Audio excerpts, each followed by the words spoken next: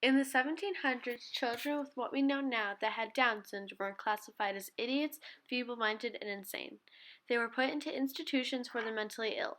Over the next 2 centuries, hundreds of thousands of these children were institutionalized, many for life. While institutionalization was not typically forced, parents were often encouraged to institutionalize their children and told to forget about that family member. It was not until the 1950s that deinstitutionalization began, along with closure of some mental institutions. Down syndrome is a chromosomal birth defect. Normally, a child is born with 46 chromosomes, 23 pairs. Down syndrome is a genetic birth defect when the mother of a child passes on 2 chromosomes instead of 1 at the 21st pair. Having a child with Down syndrome at a young age, around 20 years old, isn't likely to happen, as the chances being 1 in 2,000. But as the age of the mother gets older, like around 40, the chances are 1 in 100.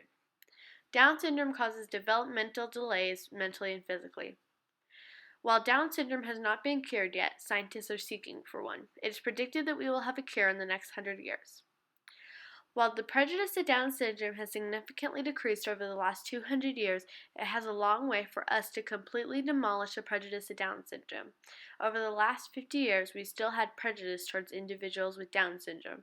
This includes doctors refusing to perform heart surgery and labels.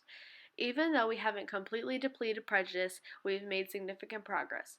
We developed a law that prevented discrimination, allowing children to obtain a public education, and we deinstitutionalized facilities where children were held because they had Down syndrome. Recently in France, they had discovered a young girl's skeleton who was Down syndrome, and they estimate that she had died over 1,500 years ago. Before this discovery, the earliest portal of Down syndrome was a terracotta sculpture in Mexico of an infant with Down syndrome. This was the oldest confirmed case on record. It was not until 1866 when Dr. Langdon Down had discovered Down syndrome in his studies. Dr. Down found physical characteristics of Down syndrome to be slanting of the eyes, flattening of the back of the head, and tongue structures. His research in Mongolia with children who had learning disabilities led him to the naming of the birth defect as Down syndrome. While Dr. Down had many accomplishments, he also faced prejudice against his work. The Contribution of Medicine of 1866 stated that his theories of idiocy were not true and couldn't be backed up by evidence. The institutions that Dr. Langdon Down created for individuals with learning disabilities were called by the medical community a distinct and separate entity. Even though Dr. Down faced prejudice in his studies by the medical community, and he found many physical characteristics that led him to become famous for his work on Down syndrome. During the 1870s, Down syndrome was perceived by many as a crime against humanity, and individuals with Down syndrome were often discriminated against for their different looks and behaviors. Individuals with Down syndrome weren't allowed to attend public schools, and many Americans thought that they shouldn't be allowed to attend public places, such as restaurants or malls. In 1883, Sir Francis Galton embraces the word eugenics in his Essays in Eugenics, a book he wrote. Americans started encouraging this word and started a movement. The eugenics movement established laws that prevented individuals with disabilities to move to the U.S. and to marry and have children. The laws also forced institutionalization and sterilization to adults and children with disabilities. In the early 1900s, the life expectancy of a child with Down syndrome was estimated to be around 9 to 12 years of age. Today's life expectancy of an individual with Down syndrome is 60 years of age. During that time period, a number of progressive events occurred. J. Laurent R. Turnpin and M. Garner found that Down syndrome was a non-disjunction, a malfunction in chromosome lineups. Genetic research led to the discovery that 3 different chromosomal anomalies can result in Down syndrome. The 2 major events that took place in the 1900s were the deinstitutionalization of individuals with Down syndrome and a longer life expectancy, along with improved quality for life due to advancements of pediatric cardiology and healthcare for infants and children. After the institutions were torn down, they had to learn to function in a community without caretakers and to face discrimination because of their birth defects. The community didn't commend well-paying jobs because of the prejudice they were facing and their physical and mental limitations. They couldn't find well-paying jobs because of the prejudice and lack of education in the institutions where they were children. Children with Down syndrome had a lack of education because they lived in these institutions where one wasn't provided. In the institutions, the children would often die an early death because of abuse and neglect. This was the beginning of the movement that ultimately helped families who struggle with accepting this birth defect. Through education about the birth defect and possibilities for their children, they learned to accept their children and began to help them fight for their rights to live in society. This helped diminish some of the stereotype prejudice. 2000 was a significant turning point where research and education played a significant role in the change of attitude of society and led to a greater inclusion of children into the school system and actuals into the workforce. An excellent example of this is my cousin Derrick.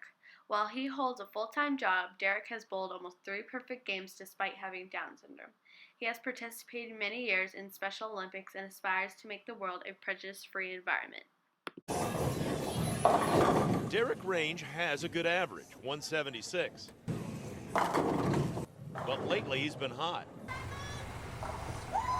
Like here when he threw not 1, not 2,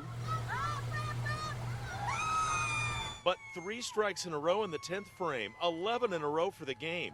That's 290, 10 pins short of perfection. I feel good last night. I have a couple of veins. Good. Add a 182 and a 278 for games 1 and 2. He averaged 250. Not a national record for someone with Down syndrome, but his personal best, and enough to make his mother and teammate super proud. It was absolutely awesome to watch my son bowl as well as he did.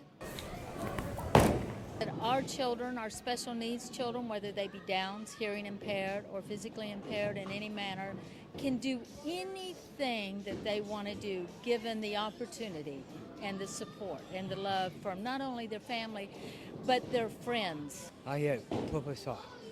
Straight in the pocket. And I missed nothing.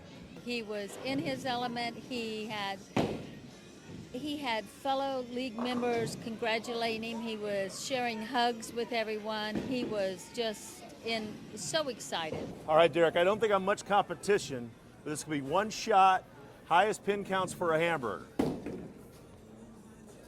This isn't going to be pretty.